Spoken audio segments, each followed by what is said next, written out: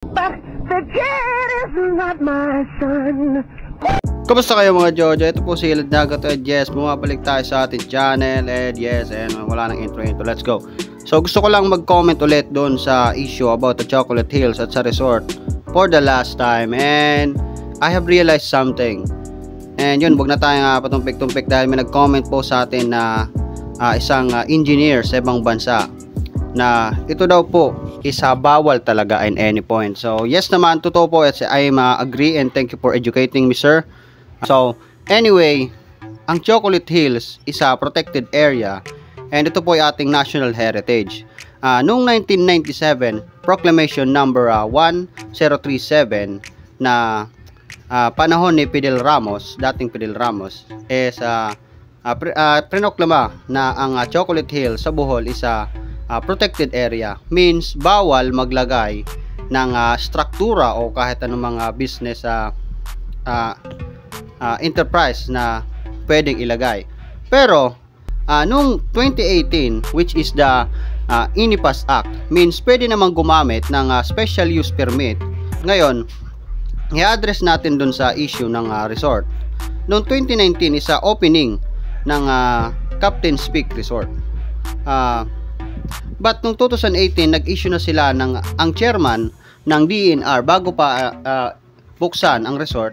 Nag-issue na ang chairman ng DENR ng Region 7 ng permit ng view deck at tree house. Means hindi pa fully resort yung nilagay. Bale, ang sinabi lang sa permit, maglalagay sila ng view deck, which is okay naman kasi ito na may pasok sa SAPA, yung ibig sabihin na special agreement and protected areas, na lalagyan daw lang ng view deck at tree house, which is okay. But noong 2022, pina-improve yung sinasabing view deck at tree houses. So nilagyan nila ng cottages, nilagyan na nila ng swimming pool, which is bawal. At sabi nga, nakakapag-violate na sila ng batas at ito'y bawal na sa sinasabing batas noong 1997. Nilabag nila yung batas dahil ang Chocolate Hills is a protected area and wala silang nilagay sa permit na siguro meron naman. So sabi nga, ginawan daw talaga ng paraan ng DENR para makalusot. So sino nga ba dito yung may sala? Una, yung owner, kasi sinamantala nila yung lugar, which is parang inabuso nila yung 2018 INIPAS Act na porket sinabihan sila na pwede naman na gumawa ng mga special use permit. Tapos ang pangalawa, yung DENR, kasi sila yung nag-file at sila yung gumawa ng sila yung nag-issue ng resolusyon na pinirmahan naman ng PAMBI. So ano ba yung PAMBI? Sino-sino mga PAMBI members?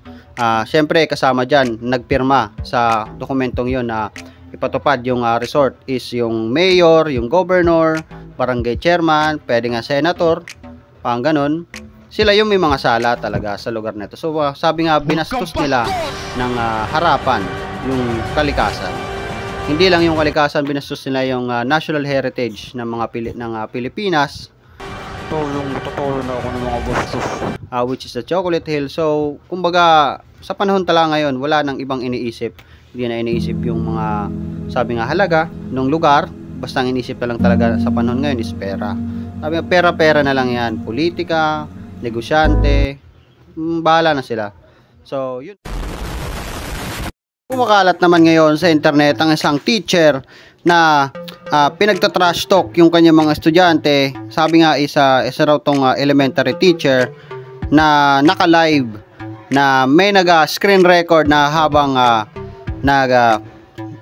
nagdi-discussion, nagsisermon sa mga estudyante. So panoorin natin. Mukha naman parang hindi wala. Nakakalimutan nyo yung boundaries nyo Wala. Kakalimutan nyo yung boundaries nyo. Anong boundaries? Bakit? Una sa lahat, hindi nyo kami binabayaran dito para magtau-tauhan at gawin yung robot at gawin yung katatawanan sa harapan. Sawa na sa establish. Pangalawa, hindi ako nag-board exam para lang hindi irespeto ng mga katulad nyo. Wala pa namang nararating sa buhay. Grabe si ma'am, oh. Hindi ko alam kung aware siya. Tingin ko aware naman siya na naka-live siya sa TikTok eh. So, pero gusto niya lang talagang humingi ng sympathy sa mga manonood niya sa TikTok. Siguro marami na itong followers si ma'am. And yun, panoorin natin. So, di ko alam kung talagang di ko makita sa mukha niya na galit talaga siya eh. Feeling ko wala, parang siguro pang cloud chasing. Di natin alam. Sige, play. Ang kakapal na mga mukha nyo! Ang kakapal! Di nyo nga kaya buhayin yung mga sarili nyo? Kasi elementary pa lang. Di pa talaga. Umaasa pa yan sa mga magulang nila. What do you expect? Di kayo marunong rumispeto? Ayan. Mati ka mo ni ma'am. Oh. Lahat yan zero. Mag-board exam din kayo para malaman nyo. Bayan. Elementary pa lang. Next, siguro pagtapos na. Pero board exam, elementary pa nga lang eh. Kahit yung mga elementary, di alam, wala silang idea kung anong ibig sabihin ng board exam na sinasabi niya. So sige, patuloy. Wala pa, iniinitan na ako. Hanggang saan kayo? Uy. Baka hindi pa nga kayo pumasa eh. Grabe naman yan si ma'am. So, sinasabi niya rito na parang binababa niya talaga yung mga estudyante na dito eh. So, hindi pa naman wala yung video, patuloy nga ilaw. Ano ba yan? Masyado tayong hati. Sa ugali nyong ganyan. Di na nga kayo matalino eh. Uy. Sama pa ng ugali. Uy, yun Wala lang. kayong mararating. Yun lang. Paano pa naman makaka-board exam? Elementary pa lang, sinabihan mo nang walang mararating. Paano pa makakapag-board exam yan? Magka-college pa ba yan? Di na. Tinuldukan mo na eh. Wala nang mararating eh. Sinabihan pang hindi matalino. Parang labag na to sa batas, ma'am. And, sige. May mawawala naman ng... Wala nagsasabi sa inyo. Wala kayong lugar sa mundo. Ano yun? Pati existent ng mga bata, inalasan mo na ng kalapatan. Wala na. Finish na. Wala na nga mararating, wala pang lugar sa mundo. Grabe, brutal. Yung ginagawa niyo. Bumaba ka na doon! Tatawa ka pa? Ingrato. Ingrato. Anong ibig sabihin ng ingrato? Galing squatter. Yun lang. Below the belt ka na dyan talaga, ma'am. So, ganito pala mag-isip yung mga professional na sinasabi.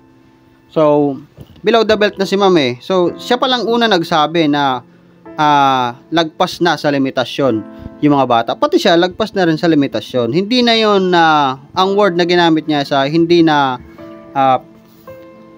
parang hindi na maintindihan ng mga bata. So, I mean, maintindihan yun ng mga bata. So, malinaw sa malinaw, ugaling squatter. So, ganun pala yung parang, hindi naman sa sinasabi ko na ganun siya. So, siguro, parang nakikita natin na ganun talaga siya mag-isip. Na, yung tingin niya sa ibang tao is mababa, porket meron na siyang profesyon, porket nakapasa sa board exam. Yun nga, sabi niya. So, parang, hindi naman sa sinasabi ko na yun pero parang ganun na nga. So, kapag galit siya, so alam naman natin na kapag ang tao galit, so nasasabi yung mga talagang sinasabi ng kaloob-looban ng kanilang pagkatao. O, ganun pala siya mag-isip. Ugaling squatter. So, parang below the belt na yun, ma'am. So, sige, patuloy. Di pa tayo tapos dito. Yun yung matatanggal na, Nang mararating sa buhay. yun na. Wala na.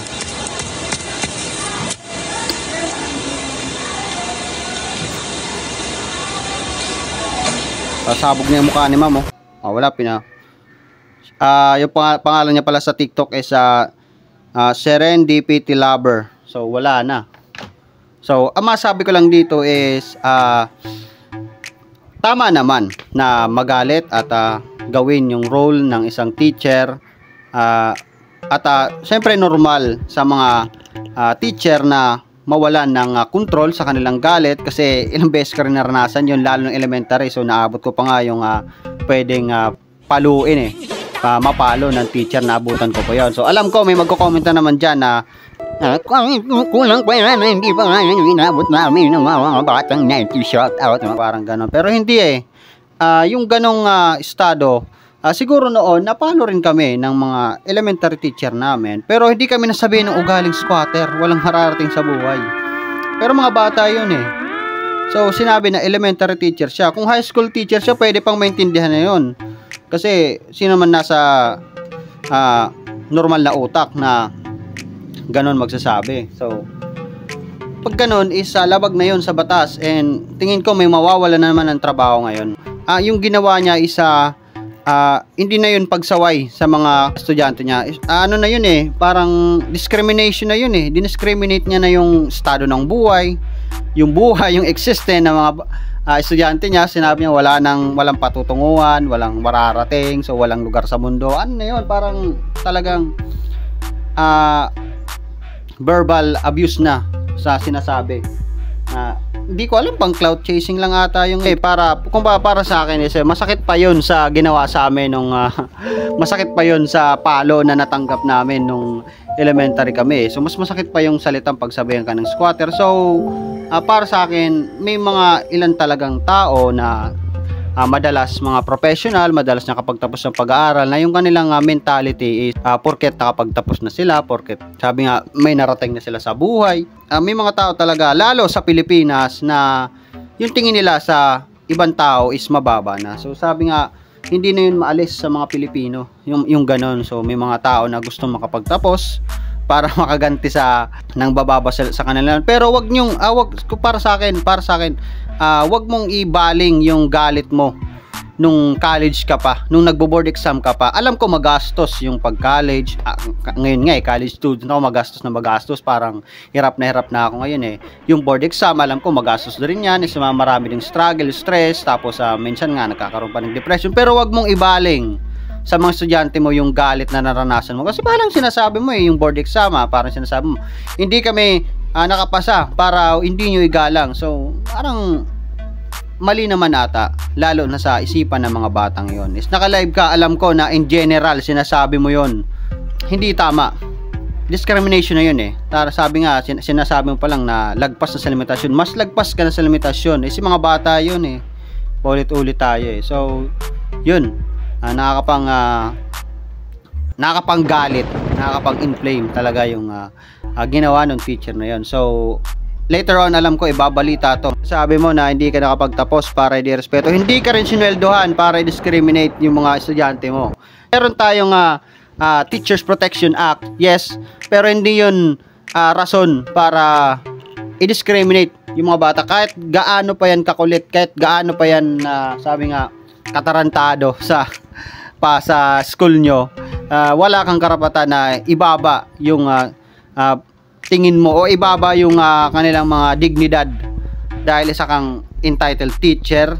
So dahil yun ang mga estudyante. So isa pa, mga bata yun ba't ganun ka magalit ng bigla? Sinigawan mo pa yung isa sinabi mo magbaba hindi ganun.